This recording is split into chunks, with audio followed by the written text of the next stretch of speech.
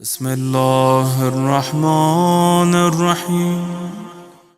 لیکن اسی چیز کو ہم دیکھتے ہیں دوسرے عنوان سے۔ اہل سنت کے نزدیک مولا امیر المومنین چوتھے خلیفہ ہیں۔ اطاعت واجب ہے، بالکل واجب ہے۔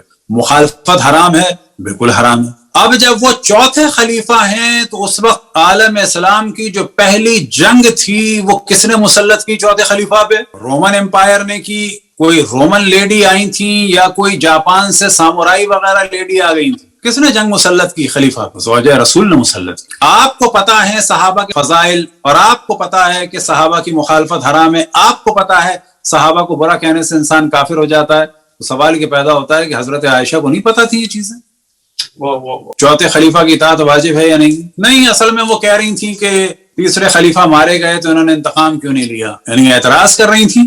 نہیں، وہ تو مذاکرے کے لیے جب جاتے ہیں تو اونٹ پر لوہے کی ہودج بنائی جاتی ہے، اور جاتے ہی بیت المال کے 70 افراد کہ جو مولا امیر المومنین کی جانب سے محافظ تھے، کہ جن کے بارے میں تاریخ میں بیان ہوا کہ سندھی تھے اور بعض جگہ بیان ہوا کہ جاٹ تھے، رسول کے صحابی جو مولا امیر المومنین گورنر تھے عثمان بن حنیف، ان کو پٹوایا، ان کے سر کے بال، داڑھی کے بال، مونچھوں کے بال، بھووں کے بال نچوا دیے، حتیٰ پلکوں کے بال نچوا دیے۔ یہ احترام تھا صحابی رسول کا۔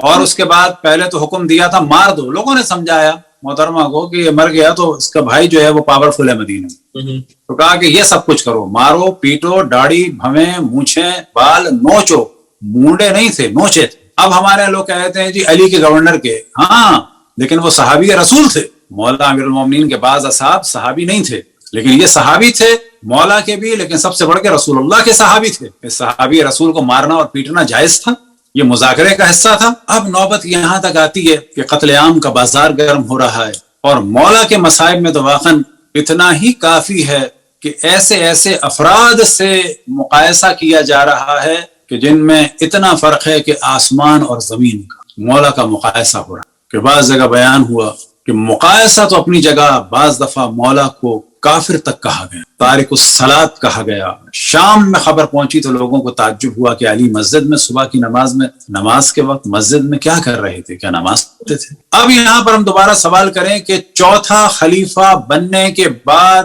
زوجہ رسول اور معاویہ نے حملہ کیا۔ کس نے حملہ کیا؟ ان لوگوں نے حملہ کیا۔ کس پہ حملہ کیا؟ چوتھے خلیفہ۔ ہم اس وقت اہل سنت کے پوائنٹ آف ویو سے بات کر رہے ہیں۔